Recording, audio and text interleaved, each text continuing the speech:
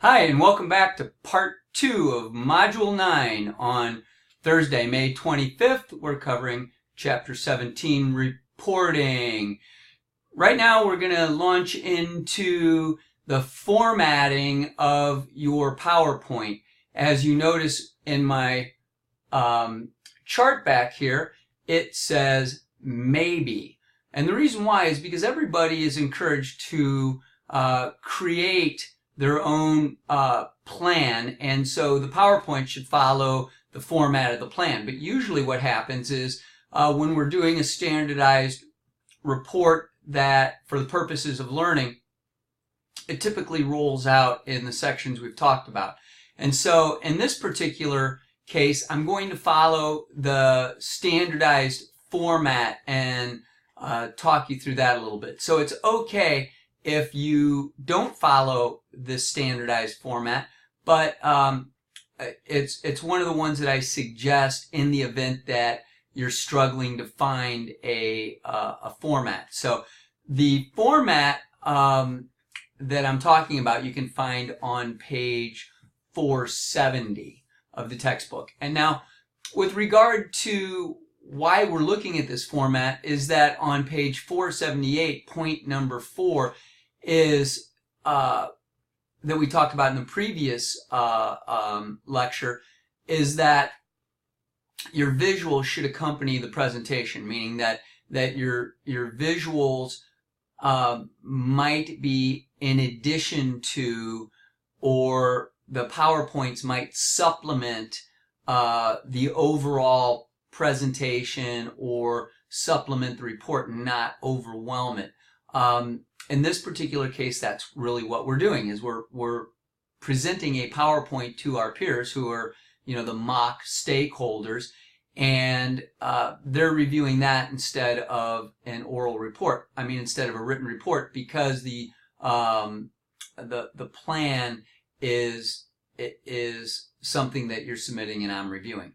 So in this particular case on 470, you're not doing an executive summary. The executive summary tends to be more towards a sort of a business analysis. When you have a cost-benefit analysis in there, and you want to give a upfront point. Now, when you look at the textbook, it gives a really poignant summary that an evaluation report is so multifactorial and so in-depth and so confusing with regard to the amount of information that's in there that it needs to be digested, and it takes time to read that and to sort it all out, I think, as you're probably aware, as you've struggled with the same thing.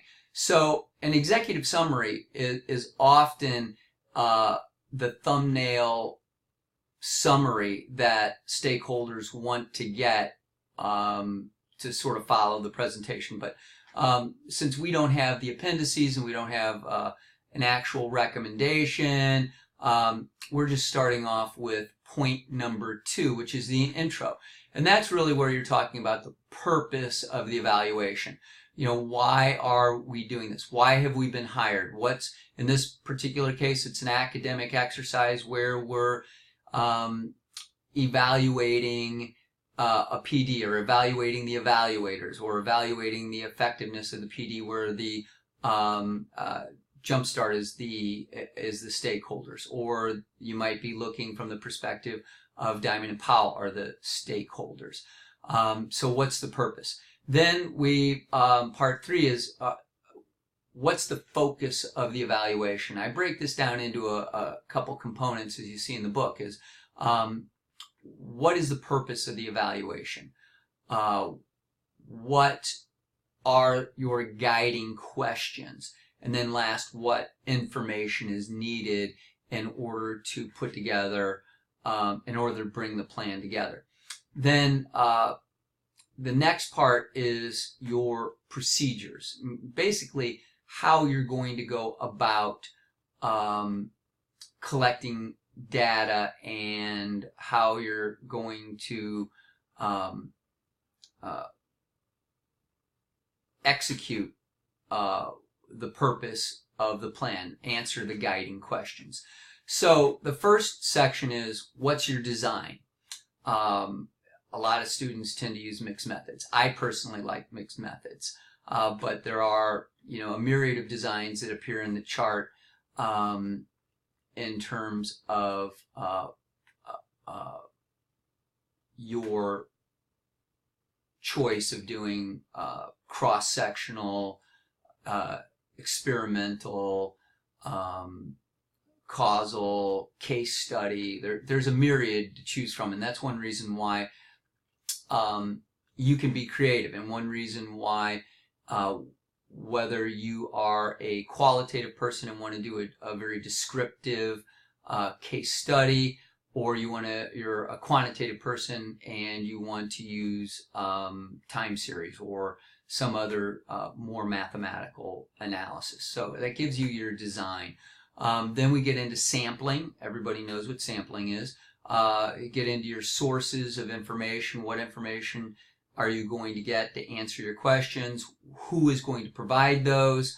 And then last is methods. What are your methods for collecting that information? Is it going to be observational, interviews, surveys, etc.?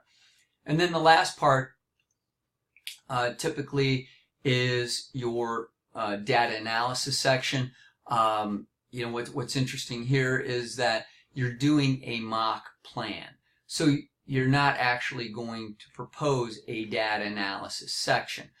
What you would say is that if I were going to execute a mock plan, if I were really going to do this evaluation on Head Start, then I would probably use this type of data analysis.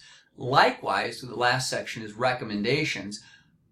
You have no recommendations to make because you're writing a plan. But in a report that would come after a plan, then you would make recommendations.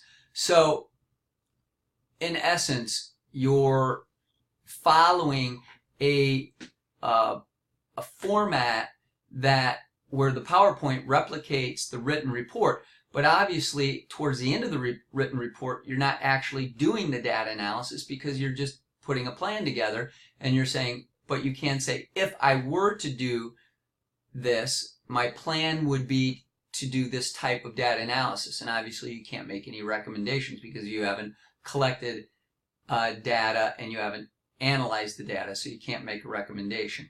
But you understand that it is a possible component.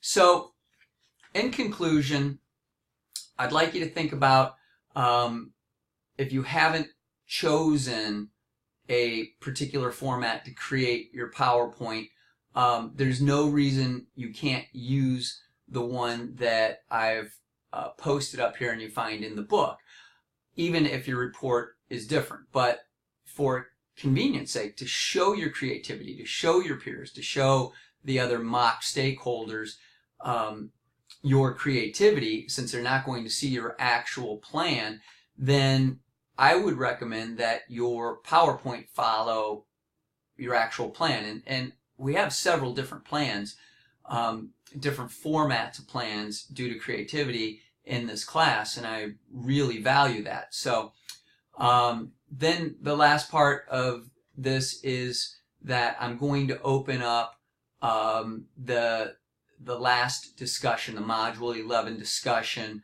probably on Tuesday, and you'll have the weekend to look at this discussion, to look at my formatting suggestions, to be able to talk about it in class a little bit by answering the prompt questions. And then if you've done some work over the weekend or during the week up until next Thursday, you'll have that Module 11 open, and you can go ahead and post that once you feel like it. If you want me to give you some feedback, I'll be happy to review your PowerPoint. If you feel comfortable that you've done everything that you need to do, then that's great, and I'm willing to just let you post that. So hope this answers some questions. Maybe it will.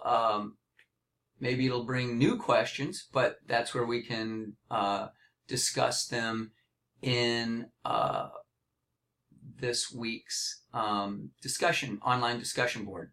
Thank you very much.